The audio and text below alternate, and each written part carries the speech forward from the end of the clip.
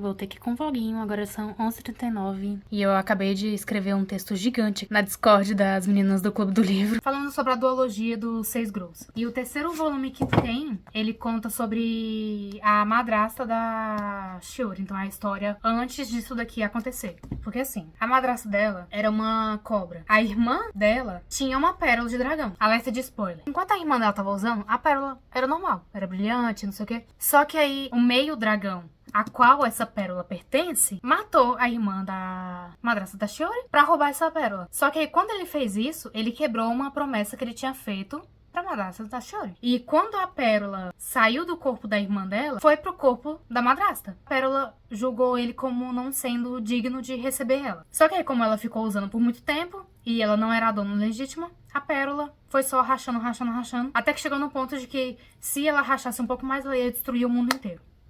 Basicamente. A maldição que nós levamos desse livro aqui, que é que a madrasta, ela quer ajudar a proteger a Shiori e os 6 irmãos dela contra tanto os demônios, quanto as sacerdotisas da montanha que querem matar a Shiori, porque um sangue dela seria capaz de fazer os demônios saírem da montanha. E a única forma que a pérola entendeu que poderia proteger eles era transformando os irmãos dela em Growls, e a Shiori não poderia usar a voz dela, porque a cada palavra que saísse da boca dela, um irmão dela iria morrer. Assim que ela recebeu essa maldição, ela foi enviada para outro reino. Ela gritou por ajuda, o nome dos irmãos dela, e aí apareceram umas cobras em volta dos pássaros falando: na próxima vez que você abrir a boca, vão ser seus irmãos e não cisnes, porque os irmãos dela são Growls, né? Por isso que eu falei que a maldição aqui, ela é mais gentil e benevolente do que seria na Filha da Floresta. Se fosse na Filha da Floresta, os irmãos dela teriam morrido. Não teria esse aviso depois da maldição. A maldição já estaria valendo na hora que ela fosse colocada na pessoa. Aí depois que ela conseguiu aquela rede com o choque celeste, arrancar a pérola que tava no coração da madrasta dela, descobriu que a madrasta dela só tava tentando ajudar, e aí no último suspiro ela pediu pra Shiori encontrar o dragão que poderia fazer essa pérola inteira novamente. Esse livro aqui a gente começa nessa próxima missão, que é a Shiori levando a pérola no reino dos dragões pra descobrir quem que é o dragão a qual ela pertence. E foi lá que o Seiryu teve que lutar contra o avô, teve que ir contra a família dele. Ele ofereceu a oportunidade de ela se casar com ele, de pegar a imortalidade como uma opção. As pessoas não aceitavam magia, iam acabar querendo matar ela. Também porque ele gosta muito dela. Porque a primeira vez que ele viu ela, ele arrancou um pedaço do coração dele, deu pra ela, pra salvar ela de se afogar. É depois que ele descobre que se trata de um meio dragão que tá preso em uma outra ilha, ele leva ela pra fora do reino dos dragões e aí eles partem em caminho. Como se o Seiryu fosse só qualquer personagem secundário que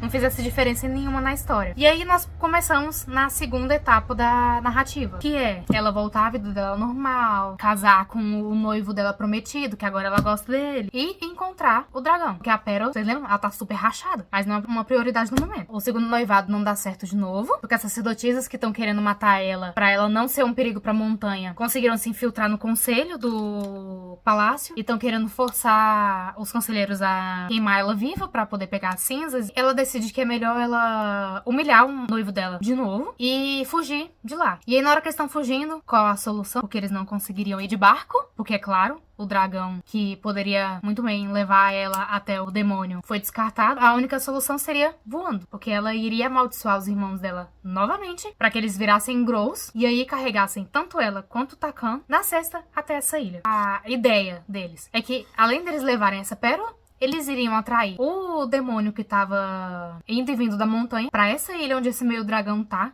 E iam prender ele no lugar desse meio dragão, porque o dragão ele foi preso lá como se fosse um... Como é que é o nome? Um guardião. Então ele era obrigado a ficar lá. Pra eles fazerem esse demônio sair da montanha sagrada, do reino da Shiori, e atravessar o mar pra chegar nessa ilha, eles tinham que achar um amuleto.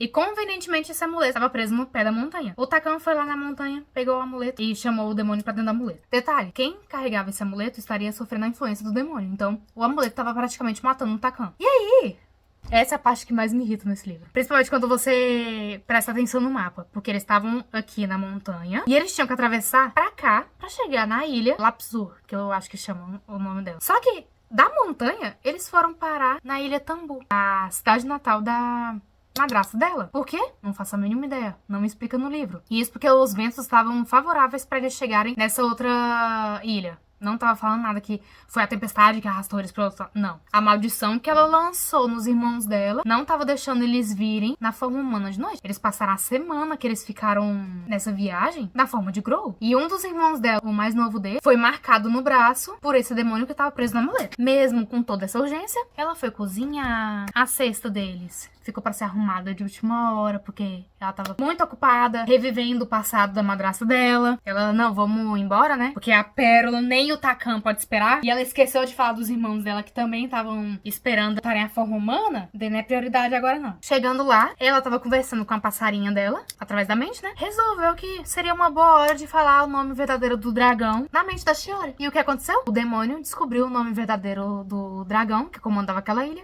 E assim, ele poderia usar esse nome verdadeiro que tem poder pra comandar os demônios que estão naquela ilha contra o próprio guardião. Bagunça vai, bagunça vem. Quem prendeu o demônio na ilha foi esse meio dragão, que ele mesmo sem estar com a pérola no peito, ele conseguiu usar o poder dela porque pertencia a ele. E é esse o ponto que eu fico mais, assim, nessa história, como que essa pérola repara no coração da irmã dela. Mas enfim, eu tenho várias teorias, mas não falou nada nisso daqui, eu vou ter que ler o próximo pra descobrir. E eu não sei se eu vou ler, de tanta raiva que eu tô. E ajudou a Shiori e o Takam e os irmãos dela a saírem da ilha. E nisso, ele já tinha feito demais. Mas ela, não, vou pedir sua ajuda mais um pouco. Aquele, né? As pessoas estão querendo me matar aqui no meu reino. Você não pode fazer nada a respeito? Ele pegou, sobrevoou todo o reino dela, parou na praça central. Aí o povo ficou, demônio, demônio, demônio.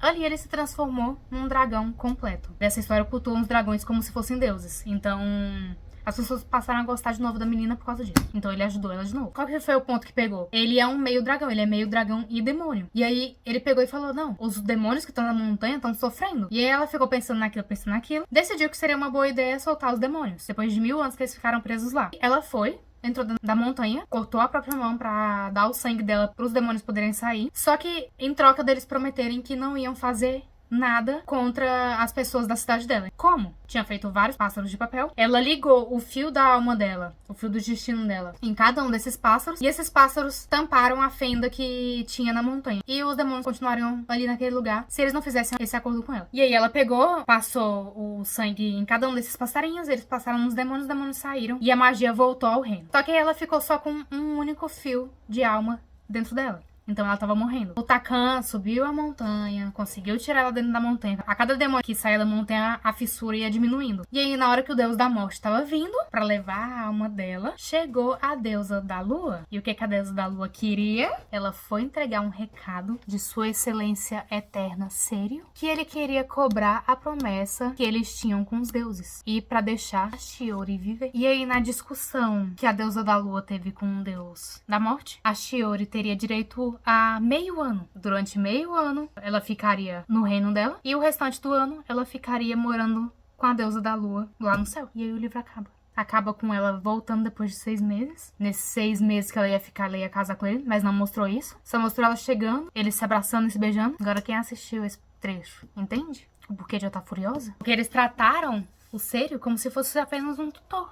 Apenas um personagem descartável.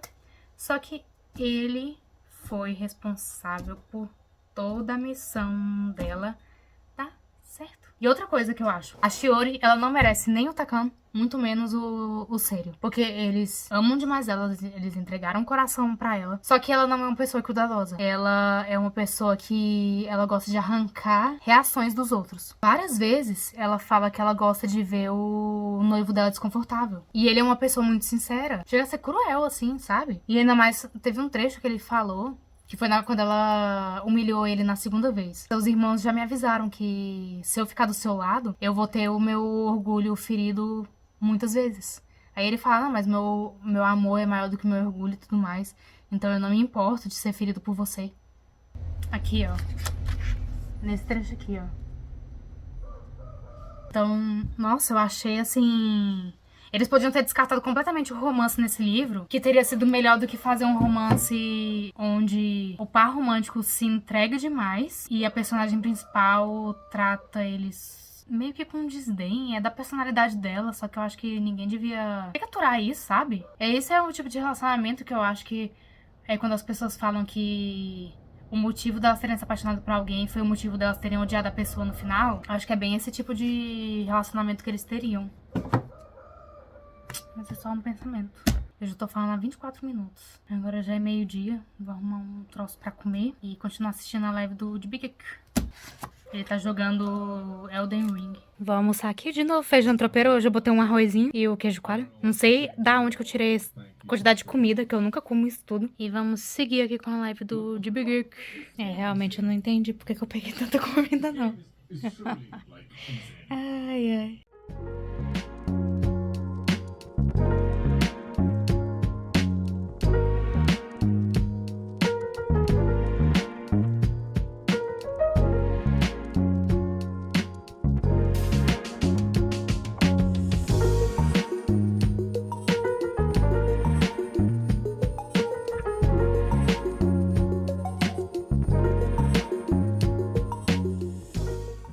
Já embalei aqui todos os livrinhos, que foram as minhas últimas leituras. Eu faço isso por conta tanto do ambiente aqui, que deixa os livros muito úmidos e as folhas deles vão ficando bem enrugadas, quanto por conta do tipo de telhado que tem aqui em casa. Porque ele solta muita sujeira e fica estragando meus livros.